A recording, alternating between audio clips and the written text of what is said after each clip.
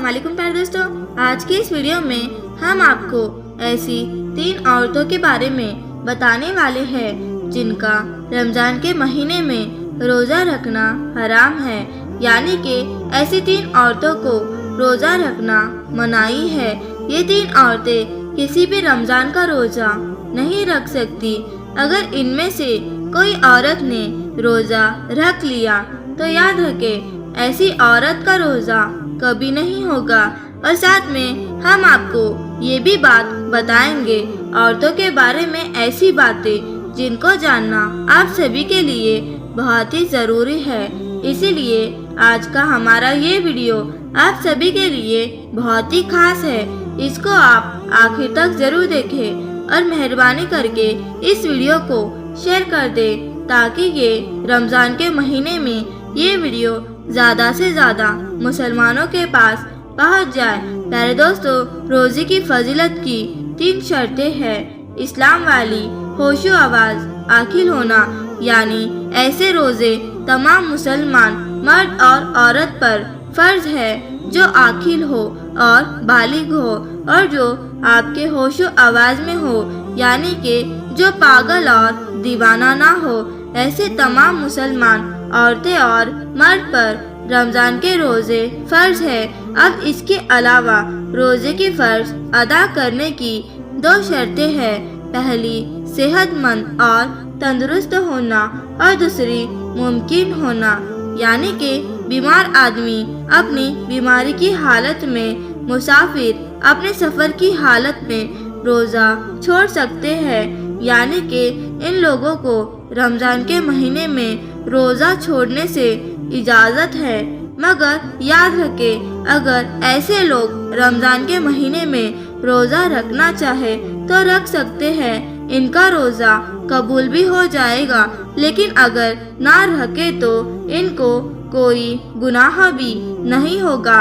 ये बाद में अपने रोज़े की कज़ा कर सकते हैं। लेकिन ये 3 औरतें ऐसी हैं जिनका रमज़ान के महीने में रोज़ा रखना हराम है। यानी कि इन 3 औरतों का रोज़ा रखना जायज़ नहीं है। अगर इन औरतों ने रमज़ान के महीने में रोज़ा रख लिया तो इनका रोज़ा तो किसी भी हाल में कबूल नहीं होगा, बल्कि इनको अल्लाह की तरफ से सख्त अज़ाब मिलेगा।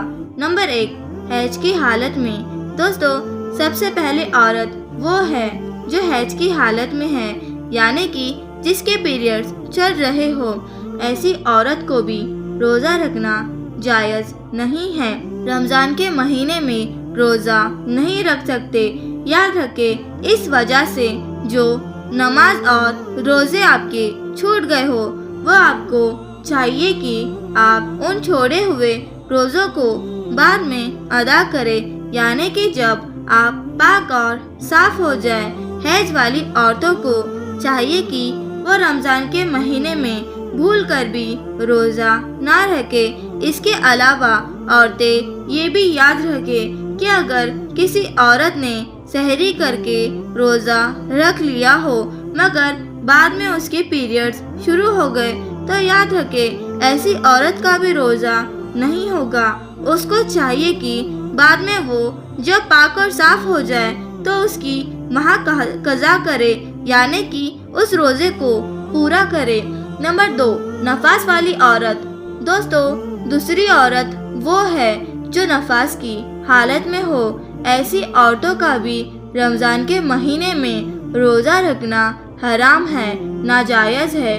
कुछ भाई पूछेंगे कि नफास क्या है, तो हम आपको बता देते हैं कि वो औरतें बच्चा जन्ने के बाद आगे के मुकाम से जो खून निकलता है उसको नफास कहते हैं। याद रखें जो औरत नफास की हालत में है, ऐसी औरत को भी रमज़ान के महीने में रोज़ा रखना मनाही है। यानी कि ऐसी औरत भी रोज़ा नहीं रख सकती। अगर किसी औरत ने नफास की हालत में रोज़ा रख लिया तो याद रखें ऐसी औरत का भी रोज़ा नहीं होगा। इसीलिए इन औरतों को चाहिए कि वो रमज़ान के महीने में भूल कर भी रोज़ा ना रखे। आपका रोज़ा पूरा नहीं होगा لیکن ایسی عورتیں جب وہ پاک اور صاف ہو جائے تو چھوڑے ہوئے روزوں کو ادا کرے، یعنی کہ ان روزوں کو بعد میں پورا کرے۔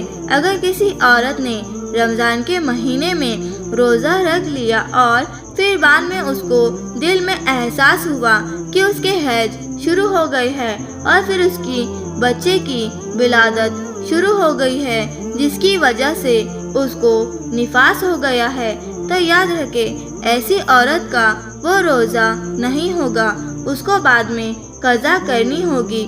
دوستو یاد رکھے اسلام ایک پاک اور صاف مذہب ہے، اسی وجہ سے نماز اور روزے کے لیے انسان کا پاک اور صاف ہونا ضروری ہے، اور یہی وجہ ہے جو کہ اسلام نے یعنی ناجائز قرار دیا ہے۔ نمبر 3، حامیہ یعنی کہ پریگننٹ۔ دوستو تیسری عورت یہ ہے حامیہ یعنی کہ پریگننٹ عورت جو کہ پیٹ سے ہو۔ یاد رکھے ایسی عورتوں کا رمضان کے مہینے میں روزہ رکھنا حرام تو نہیں ہے، ایسی عورت کو روزہ رکھنے کی منائی تو نہیں ہے، لیکن ایسی عورتوں کو چھوٹ ضرور ہے، یعنی کہ حمل والی عورت، اپنے بچے کو دودھ پلانے والی عورتوں کو اپنے روزے کی وجہ سے اپنے یا اپنے بچے کی جان جانے کا خطرہ ہو تو ایسی عورت کو اجازت ضرور ہے کہ وہ روزہ نہ رکھے، یعنی کہ ایسی شروعات میں ان عورتوں کو روزہ رکھنا حرام تو نہیں ہے، لیکن چھوٹ ضرور ہے۔ اگر ایسی عورت رمضان کے مہینے میں روزہ نہیں رکھ سکتی تو ان پر کوئی گناہ نہیں ہے، لیکن ایسی عورتوں کو بھی بعد میں ان چھوٹے ہوئے روزوں کو قضا کرنا ہوگا، یعنی بعد میں اسے پورا کرنا ہوگا۔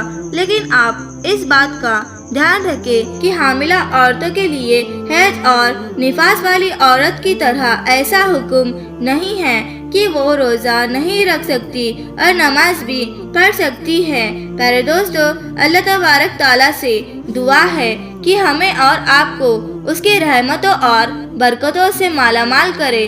اللہ ہمیں اور آپ کو 5 وقت کی نماز پڑھنے کی توفیق دے، آمین، اللہم آمین۔ تو ہم ملتے ہیں ایک نئے ویڈیو کے ساتھ، تب تک کے لیے اللہ حافظ۔